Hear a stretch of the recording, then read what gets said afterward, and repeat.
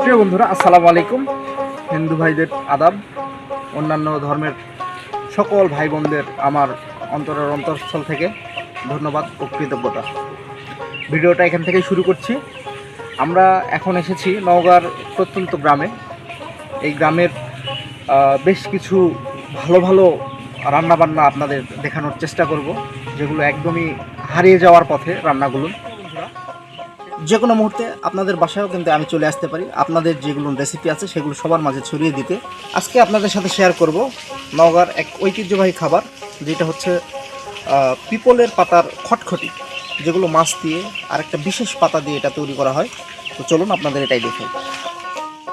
প্রিয় বন্ধুরা, এই সেই বিশেষ পাতা যাতে রয়েছে বহু ঔষধি গুণ, গ্রামের মানুষজন তাই বলে। এখন খটখটি রান্নার সব উপকরণ কেটে নেওয়া হচ্ছে। এই রান্নার মূল উপকরণই হচ্ছে এক বিশেষ ধরনের পাতা, যা এলাকার মানুষের কাছে পিপলের পাতা নামে পরিচিত।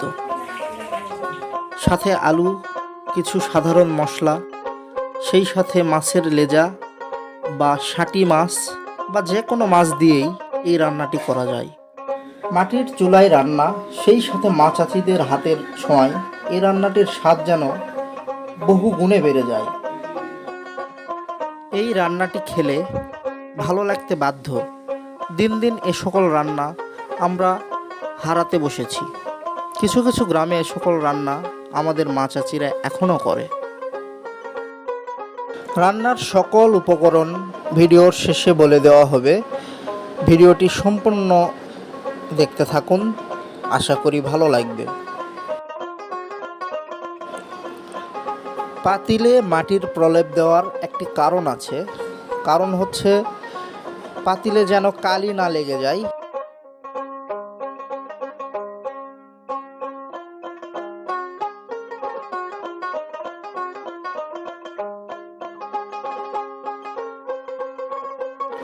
আপনারা মাছের ছোট্ট একটি লেজা দিয়েই এই সুস্বাদু রান্নাটি করতে পারেন। মাছটি প্রথমে সিদ্ধ করে নিতে হবে আলু এবং মশলার সাথে।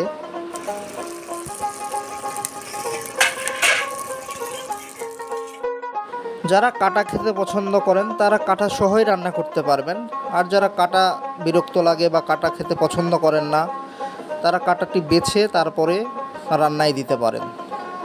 এই যে আমরা কাটা খাবো না বিধায় কাটাটি বেছে তারপরে রান্নায় দিবে।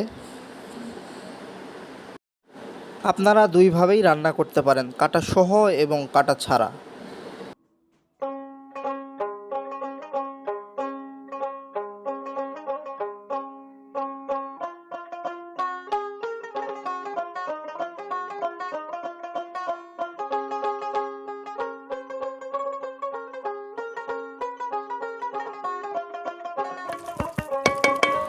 মাছটা আলুর ভিতরে দেওয়ার পরে ভালোভাবে ঘাঁটতে হবে, যাতে যেন সেই পাতাগুলো একদম আলুর সাথে মিশে যায়। আর এই রান্নাটির মেন সিক্রেটটাই হচ্ছে বেশি করে ঘাঁটতে হবে, ঘেটে ঘেটে রান্না করতে হবে। আপনারা দেখতেই পাচ্ছেন কিভাবে ঘেটে ঘেটে রান্না করছে। এভাবেই আপনারা ঘেটে ঘেটে রান্না করবেন।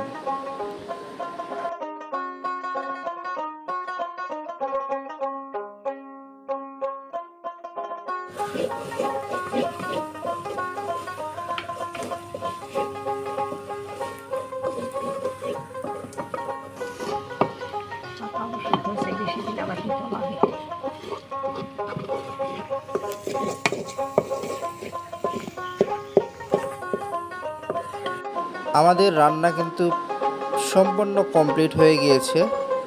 এত সুন্দর সেন্ট আসতেছিল যা বলে বোঝানোর না। এরকম ভিডিও দেখতে আপনাদের ভালো লেগে থাকলে চ্যানেলটি অবশ্যই সাবস্ক্রাইব করে রাখবেন। আলু ঝুরি করে কেটে নিলাম, তারপরে পেঁয়াজ কাটলাম, মরিচ কাটে দিলাম, মশলা পিষা দিলাম, একটু গরম মশলা দিলাম, মাছ দিলাম, দিয়ে একসাথে মাখে তুলে দিলাম। দিয়ে অল্প অল্প আস্তে আস্তে সিদ্ধ করে লাকড়ি দিয়ে একটু ঘাটে দিলাম। আস্তে আস্তে আলু টালু সব সিদ্ধ হলো, একটু পিপলের পাতা দিলাম, দিলেই তো খটখটি হয়ে যাবে। আপনারা এইভাবে রান্না করে খাবেন।